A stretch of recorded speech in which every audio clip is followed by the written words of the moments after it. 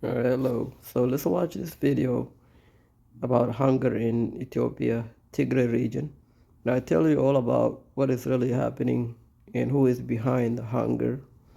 This is kind of not what is appearing on this. There are something else going on.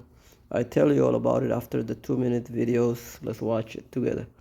Despite this widespread suffering, in January, Ethiopian Prime Minister Abiy Ahmed was awarded the UN Food and Agriculture Organization's highest award for his contribution to rural and economic development. This for a leader accused of using starvation as a weapon of war as government forces laid siege to Tigray 2 years prior.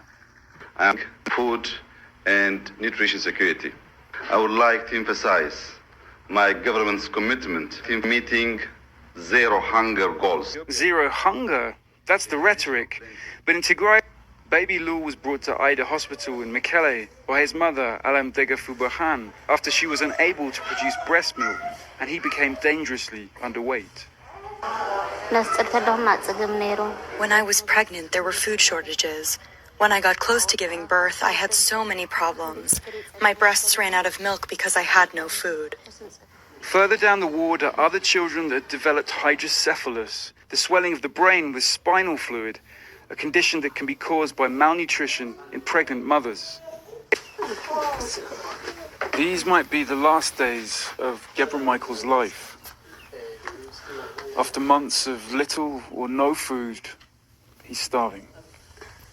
His stomach swollen from water retention that results from protein deficiency, skin stretched taut across his upper body, his heartbeat visible. I have a hard time breathing. It gets worse each day. I'm also feeling sick in my kidney. I can't go to the toilet because everything I eat I vomit out.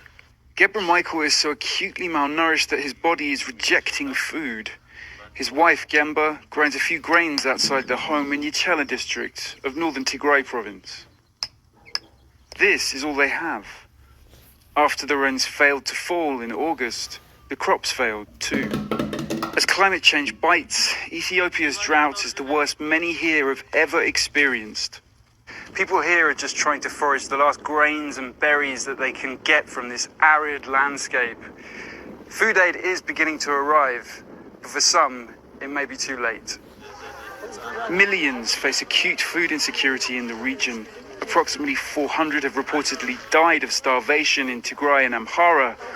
Gebra Michael is dangerously close to becoming the next fatality. There's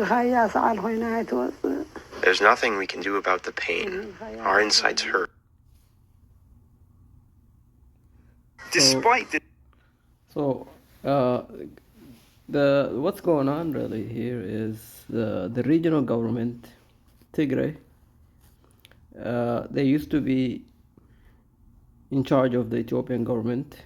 Tigray is about 6% population-wise, 6% of 125 million people in Ethiopia.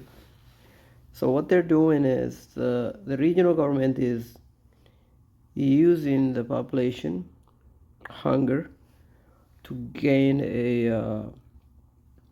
international community attentions, the media attentions, purposely starving the people, not allowing the humanitarian assistance, food to get to some segment of Tigray populations that do not support the regional government.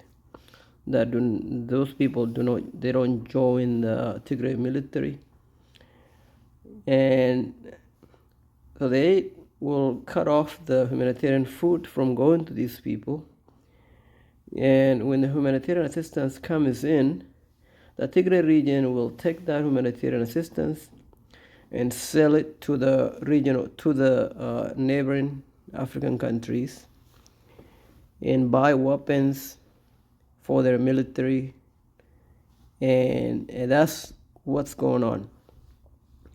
And there is about 5 to 7 million Tigrays in this region. So the Tigray TPLF the military wing of this region, they don't care whether these people die or not. They have enough people to sacrifice. Every time you hear about hunger, people dying of hunger and disease in history of Ethiopia, it's always from this region. They have always been doing this for a long time. There are many journalists that have investigated this to be the case where the TPLF, I will link the video on the description, another video where the journalists have documented this. What I'm telling you is to be the case, where they using these people to get humanitarian attention, sympathies, and then get us money, humanitarian assistance, let's say 1,000 trucks a month, and then only give 5% of those humanitarian assistance to the people, and the rest of it goes to be sold out to the neighboring countries, and the money buy weapons for the TPLF military. And the TPLF right now is in huge, heavy recruitment, and the humanitarian assistance only goes, whatever little small humanitarian assistance that goes to the people, only goes to the people that are helping the regional government, that allow their children to be join the TPLF army, and those who do not join, who don't support the government, who don't join the TPLF, receive nothing. So the suffering in itself, the people you see here dying of hunger are absolutely true, but the cost of the hunger and suffering are created by the TPLF. It have always been exactly the same.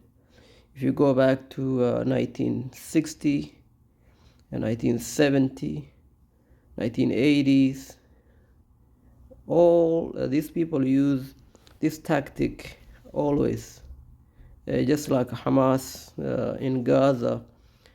They don't get the food to get to the people, and then people are suffering, and they use that suffering to get a sympathy from international communities and to get more humanitarian assistance. And in a Hamas case, they smuggle in weapons with those trucks and using the people as human shields, stuff like that. But in this case, it's very important to realize that this is not what you see on this video, is that the journalists have no idea. In this case, in this video, they have no idea what is causing the hunger. They just report what they see. But all this behind the hunger of these people suffering, the TPLF is the one creating this hunger, purposely not allowing the food to get to these people. And even when these people trying to grow some food, they will burn the land, make sure nothing grows, and out of the population that they have, about 7 million, they're willing to sacrifice half of it to gain what they need, which is weapons and money. And they have been engaging in this for a long time, starting around 1960, when they first start fighting to overthrow Mengistu. And now they used to be in control of the Ethiopian government since 1991. Recently, they have left it forced out of the government in 2018. They fought with the government, lost the war, and now they're going in. They're trying to go back to the fight in the government again, round two.